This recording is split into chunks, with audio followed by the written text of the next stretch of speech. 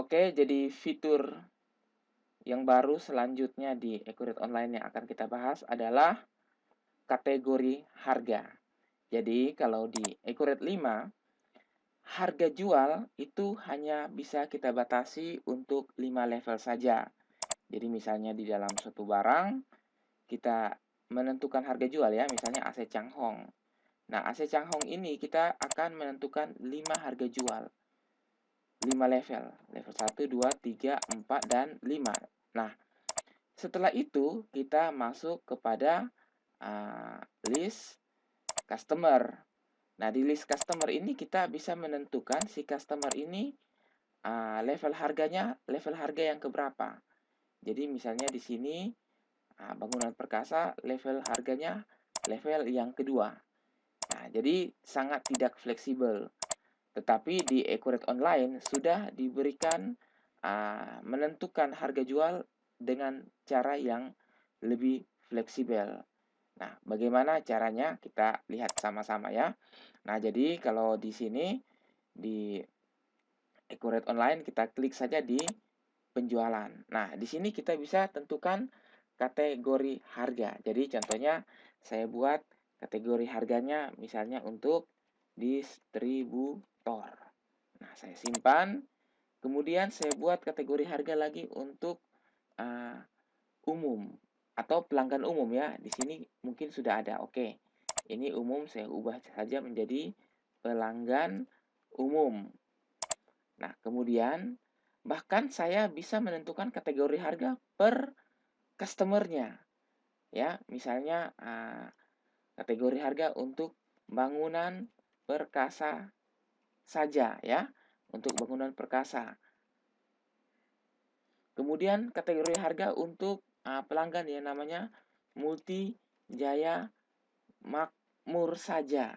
Nah, bisa saya tentukan seperti itu. Jadi bahkan per pelanggan, tapi kita harus buat dalam suatu kategori ya. Kita bisa buat sebanyak-banyaknya. Nah, setelah itu saya tutup kategori harganya dan saya akan melakukan setting di bagian persediaan. Nah, di bagian persediaan ini saya akan melakukan penyesuaian harga jual ya. Nah, di sini saya klik di penyesuaian harga jual. Nah, saya bisa memilih kategori harga yang sudah saya input sebelumnya. Misalnya kepada bangunan perkasa. Jadi bangunan perkasa mulai berlakunya tanggal misalnya tanggal 20 Januari 2016. Nah, seperti itu. Mata uangnya Indonesia rupiah. Jadi selain mata uang Indonesia rupiah, saya juga bisa memilih mata uang lainnya untuk bangunan perkasa dalam menentukan harga jual per barang ini. Nah, di sini bisa berlaku di satu cabang saja atau berlaku di cabang-cabang lainnya. Ini akan kita bahas berikutnya ya. Nah, setelah itu di bangunan perkasa ini saya bisa memilih barang-barangnya. Misalnya saya ambil AC Changhong. Nah, di AC Changhong ini akan diinformasikan harga lama, harga baru, dan harga minimum. Jadi harga minimum ini untuk mencegah kita untuk menjual di bawah harga pembelian atau HPP-nya. Nah, jadi misalnya saya menentukan harga barunya adalah 3.500.000 ya.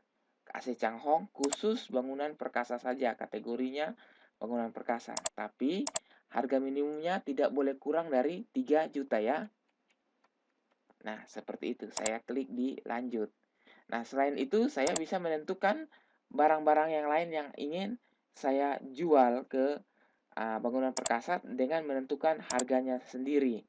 Nah, jadi harus dimasukkan satu persatu. Nah, ini ada fungsi tombol untuk menampilkan informasi harga lama, baru, harga minimum. Jadi kalau saya klik lagi, maka yang keluar harga baru saja. Kalau saya klik lagi akan keluar atau tampil harga lama, harga baru, dan harga minimum ya, seperti itu. Bahkan kita juga bisa mengimport dari daftar Excel ya. Nah, tentunya daftar Excel ini kita harus buat formatnya terlebih dahulu ya. Kita bisa import dari daftar Excel kira-kira seperti berikut ini. Jadi saya klik dan biar supaya kita lihat contohnya. Jadi sebelumnya kita harus impor dulu atau save dulu contoh data Excel-nya sebelum kita memilih data Excel ya. Nah, ini ada hubungannya dengan maksudnya contoh transaksi bagaimana cara kita mengimpor dari data Excel sudah saya jelaskan secara lengkap di setup awal. Nah, jadi di sini kita bisa klik untuk menyimpan terlebih dahulu format Excel-nya. Nah, ini format Excel-nya saya simpan. Seperti biasa saya simpan di nomor 5 ya. Folder nomor 5 namanya Select Price Item List. Nah, seperti itu. Oke, saya tutup saja. Nah, di sini sudah selesai impor. Saya coba membuka file Excel-nya. Nah, formatnya seperti apa?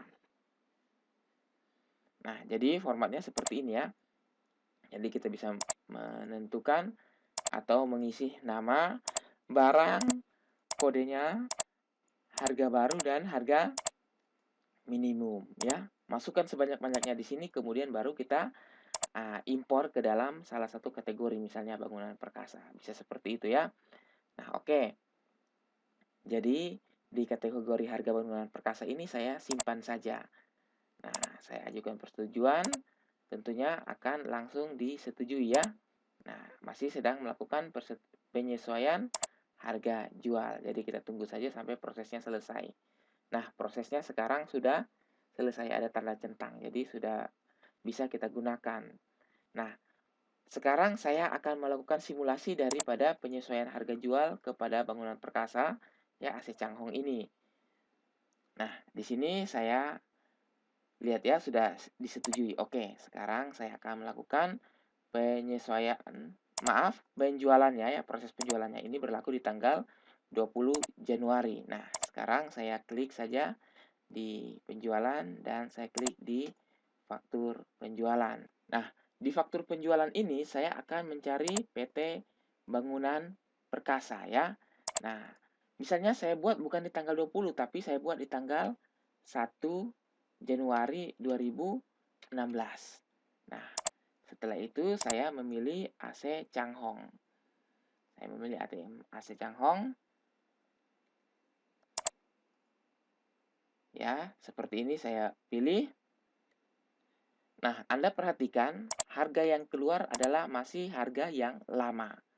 Kenapa? Karena saya masih memilih ini di tanggal 1 ya, 1 Januari.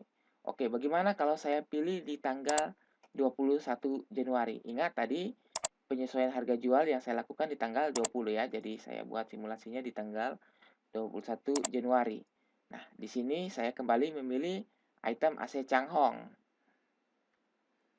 Oke, jadi saya klik saja AC Changhong. Nah, ternyata AC Changhong masih menggunakan harga yang lama. Kenapa belum sampai menggunakan harga yang baru?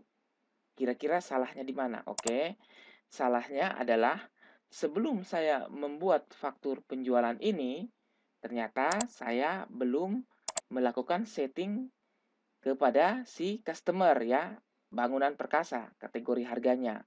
Nah, jadi saya harus membuka di bagian penjualan, kemudian saya buka lagi pelanggan. Nah, di sini di bagian pelanggan saya cari bangunan perkasa. Ya, saya buka bangunan perkasa. Kemudian saya klik lagi di sini. Bukan di kategori ya, bukan di tab umum dan kategori, tapi klik di bagian penjualan. Nah, di kategori harga pelanggan umum ini, saya harus hapus dan saya ganti menjadi bangunan perkasa, kategori harganya. Nah, setelah itu baru saya simpan. Nah, apabila sudah simpan, baru saya lakukan proses penjualannya ya. Jadi harus ingat seperti itu. Kita klik lagi di faktur penjualan. Nah, di sini kembali saya memilih bangunan perkasa ya di tanggal 21 Januari 2016. Nah, di tanggal 21 Januari 2016. Nah, pastikan mata uangnya sudah IDR. Nah, setelah itu saya memilih barangnya, yaitu AC Changhong. Nah, AC Changhong, perhatikan harganya sudah tampil harga yang baru. Nah, tapi ingat tadi kita menentukan harga minimumnya 3 juta. Bagaimana seandainya saya menentukan atau saya mengubah harga minimumnya menjadi 2.500.000. Nah, saya klik lanjut. Nah, ya. Nah, apakah ada proses pencegahannya agar harga minimumnya ini tidak boleh dilakukan di faktur penjualan ini, ya? Kita tahu bahwa harga minimumnya 3 juta. Harga minimumnya 3 juta sehingga kalau kita tentukan harganya 2,5 juta tentunya tidak diperbolehkan. Coba saya simpan. Nah, ternyata bisa disimpan. Tapi ingat, di sini ada peringatan bahwa penjualan yang kita lakukan ini di bawah harga minimum. Oleh karena itu, kita bisa melakukan pembatalan ya. Nah, jadi kita batal atau kita boleh melakukan pengeditan. Saya klik saja di edit. Nah, di sini saya bisa kembali untuk mengubah harga jualnya di atas harga minimum atau paling tidak sama dengan harga minimum. Misalnya 3.400.000 ya. Jadi terkadang para sales kita berikan mereka kebebasan untuk menentukan harga jualnya, tetapi jangan menentukan harga jual di bawah harga minimum yang sudah ditentukan sebelumnya. Oke, jadi kita klik lanjut. Nah, kalau ini pasti diperbolehkan karena masih di atas harga minimum. Coba kita simpan. Nah, kalau kita simpan, mungkin hanya keluar peringatan bahwa ada faktur lebih dari 90 hari ya. Nah, saya klik lanjutkan saja untuk melakukan prosesnya. Oke, jadi kira-kira penggunaannya seperti itu terhadap fitur terbaru dari Accurate Online, yaitu kita bisa menentukan penyesuaian harga jual per kategori. Jadi bukan per level lagi ya. Bisa kita tentukan per kategori. Jadi lebih fleksibel.